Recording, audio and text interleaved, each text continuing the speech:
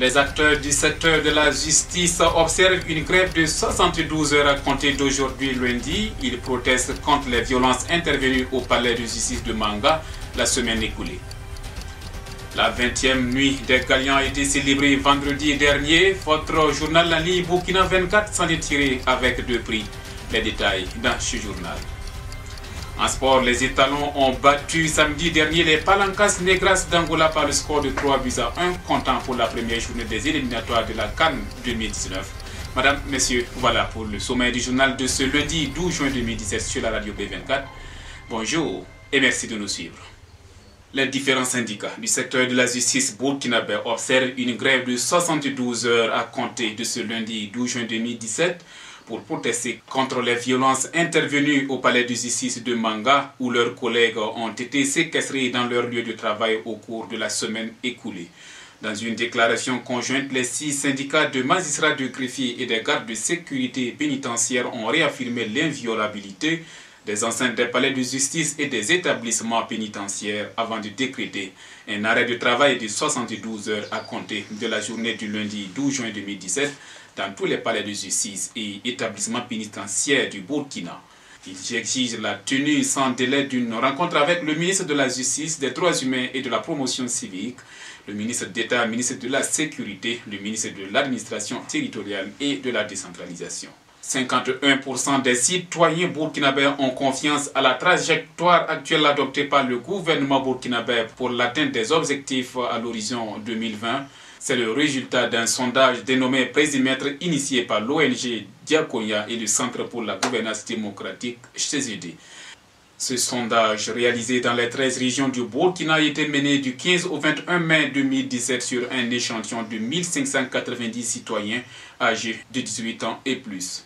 De manière générale, des opinions qui se sont dégagées, les plus grandes déceptions sont les délestages, la corruption, les attaques terroristes, l'absence des actions en faveur des jeunes, la persistance de l'injustice, les grèves, les détournements de fonds, les promesses non encore tenues.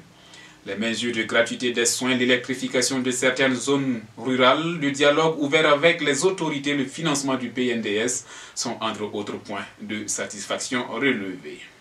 2 lauriers dont un prix spécial, ce sont là les récompenses que votre média en ligne Burkina 24 a glané à la faveur de la 20e édition de la Nuit des Galians, ce 9 juin à Ouagadougou. 12 prix Galians et 17 prix spéciaux, c'est le palmarès de la Nuit des Galians 2017. Cette 20e édition a vu l'instauration du Super Galian, récompensant l'œuvre journalistique qui aura supplanté l'ensemble des 205 œuvres en compétition, toutes catégories confondues. Et c'est Mathias Drapeau de la télévision nationale en genre image qui a remporté ce prix convoité et qui lui a été remis par le haut représentant du président du Faso, Moumina Chérif Sy. Votre média en ligne Burkina 24 accroche ainsi son 7e laurier dans la catégorie presse en ligne avec le gagnant remporté par son rédacteur en chef Abdou Zouré pour son reportage Pénurie d'eau à Ouagadougou, Nagrin à soif. Effectivement, un plaisir ce soir. Mais je veux d'abord dédier ce prix aux habitants de Nagrin et à tous les Burkinabés qui ont souffert, qui souffrent toujours, n'est-ce pas, de coupures d'eau et de manque d'eau. Donc c'est une occasion pour moi d'interpeller les autorités. Je sais que les efforts sont déjà faits, donc s'ils peuvent continuer, si les autorités peuvent continuer à fournir davantage d'efforts pour soulager la population qui sont en proie justement à ce problème. Je vais dédier ensuite ce gagnant à ma famille Burkina 24, à ma famille, à la famille de la presse en ligne et à la famille de la presse en général. Le média en ligne a également reçu un prix spécial décerné par la compagnie de téléphonie mobile Orange Burkina qui a récompensé l'innovation dans les médias en ligne. Le café-restaurant Cappuccino, principal site des attentats terroristes de Ouagadougou ayant fait 30 morts en janvier 2016, a rouvert samedi ses portes 17 mois après l'attaque djihadiste. Le Cappuccino était le dernier des 4 établissements attaqués encore fermés depuis les attentats. Le bar Taxi Brousse où les assaillants s'étaient retranchés avant d'être abattus avait rouvert 2 semaines après l'attaque, suivi 6 mois plus tard de splendides hôtels où le commando avait fait également plusieurs blessés.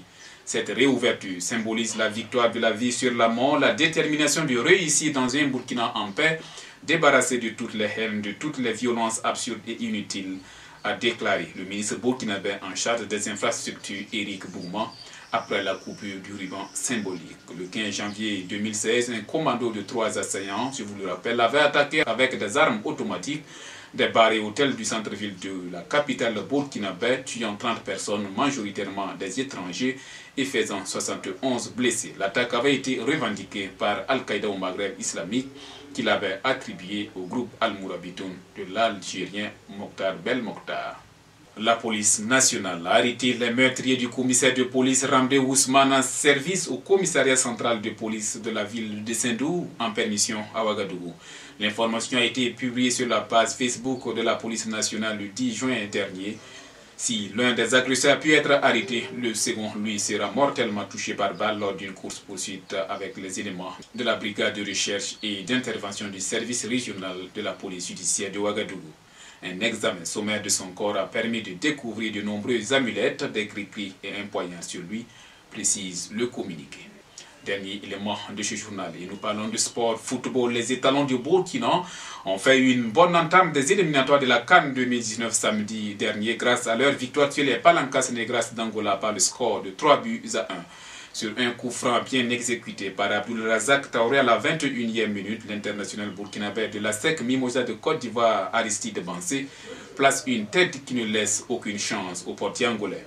Profitant de l'euphorie et de la déconcentration des Burkinabés, les Palancas Negras égalisent à la 22e minute. À la 40e minute, le même Bansé transforme un penalty inscrivant son doublé de la soirée. Le festival offensif sera clos à la 79e minute lorsque Bertrand Traoré d'un tir en ras de terre inscrit le 3e but burkinabé. À 3-1, les étalons prennent la tête de la poule I puisque la Mauritanie a dominé le Botswana par 1-0. A noter que cette première journée des éliminatoires a été marquée par la défaite de 3 champions d'Afrique. D'abord la Côte d'Ivoire battue à domicile par la Guinée-Conakry par 3-2. Le Nigeria tombé face à l'Afrique du Sud par le score de 2-0 et la Zambie battue par le Mozambique par 1-0. Voilà, mesdames et messieurs, point final de ce journal. Merci à vous tous qui l'avez suivi. L'actualité se poursuit sur notre site internet www.radiob24.com et sur notre page Facebook. À très bientôt pour d'autres sessions d'information. Au revoir.